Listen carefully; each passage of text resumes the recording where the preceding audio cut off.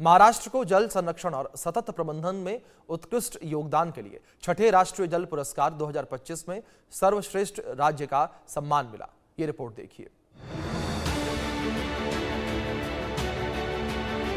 Sustainability के प्रति अपनी प्रतिबद्धता को मजबूत करते हुए महाराष्ट्र ने छठे राष्ट्रीय जल पुरस्कार में प्रथम स्थान हासिल किया है। राज्य को जल संरक्षण में देश का सर्वश्रेष्ठ राज्य घोषित किया गया है। जल संसाधन, नदी विकास और गंगा संरक्षण विभाग द्वारा 2018 में शुरू किए गए राष्ट्रीय जल पुरस्कार का उद्देश्य सतत जल प्रबंधन को बढ़ावा देना है, जो सरकार के जल समृद्ध भारत के विजन को आगे बढ़ाता है। जल शक्ति मंत्री CR पाटिल ने इस पुरस्कार की घोषणा की, जिसे राष्ट्रपति द्रौपदी मुर्मू ने देश भर में जल संरक्षण और प्रबंधन के उत्कृष्ट कार्यों के सम्मान में प्रदान किया।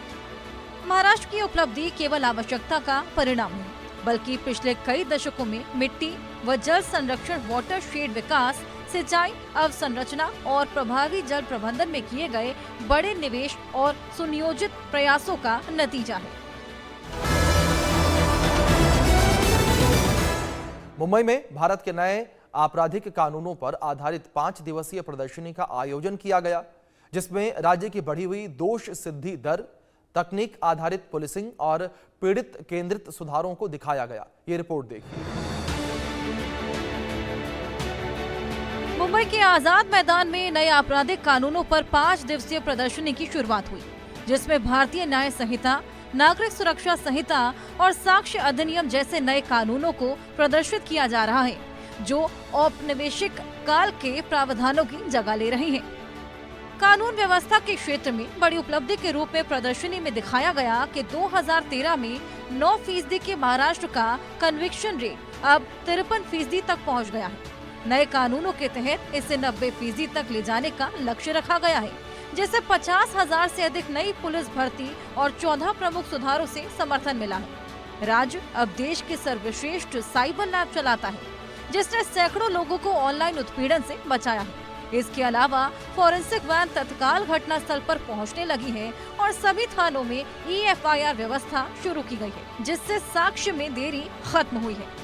ये प्रदर्शनी दिखाती है कि महाराष्ट्र ने नागरिक हितैषी सुधारों को कैसे अपनाया है, जिसमें तेज ट्रायल, पीड़ित केंद्रित कानून और 24/7 अपराध पंजीकरण शामिल है, ताकि न्याय और भी तेज और निष्पक्ष हो सके।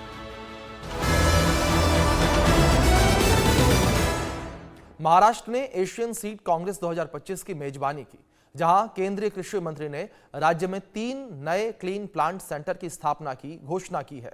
ये रिपोर्ट देखिए। ऐतिहासिक अवसर पर एशियन सीड कांग्रेस 2025 का आयोजन मुंबई में किया गया, जिसमें दुनिया भर से विशेषज्ञ और प्रतिभागी शामिल हुए। करीब 1 दशक बाद ये विश्व की सबसे प्रभावशाली बीज उद्योग की घटना भारत लौटी है। भारत का बीज क्षेत्र वर्तमान में $7.8 बिलियन का है और 95% घरेलू उत्पादन के साथ दुनिया में 5वें स्थान पर है। नई नीतियां, क्वालिटी सीड्स और ब्लॉकचेन आधारित डिजिटल ट्रेसेबिलिटी के चलते ये क्षेत्र 2030 तक बढ़कर $19 बिलियन तक पहुंचने की उम्मीद है। कार्यक्रम में केंद्रीय कृषि मंत्री शिवराज सिंह चौहान ने घोषणा की है कि महाराष्ट्र में बागवानी फसलों के लिए उच्च गुणवत्ता वाले रोपण सामग्री उपलब्ध कराने हेतु 3 क्लीन प्लांट केंद्र स्थापित किए जा रहे हैं। महाराष्ट्र अगले 2 से 3 वर्षों में 25 लाख हेक्टेयर भूमि को प्राकृतिक खेती के अंतर्गत लाने का लक्ष्य रखता है, जिसके चलते बीज कंपनियां ऐसी खेती के अनुकूल किस्में विकसित करने में जुटी हैं।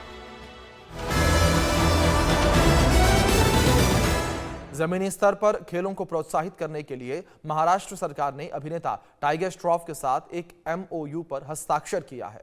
उन्होंने महादेवा फुटबॉल पहल के लिए अगले 5 सालों तक ब्रांड एम्बेसडर नियुक्त किया गया है।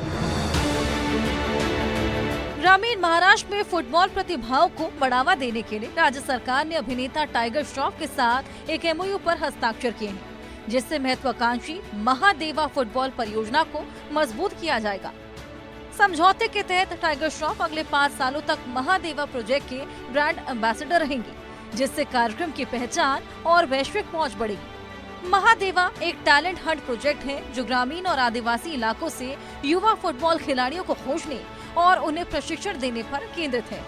सरकार हर साल 30 लड़के और लड़कियों का चयन करेगी और उन्हें प्रोफेशनल कोचिंग, शिक्षा और अंतर्राष्ट्रीय एक्सपोजर उपलब्ध कराएगी।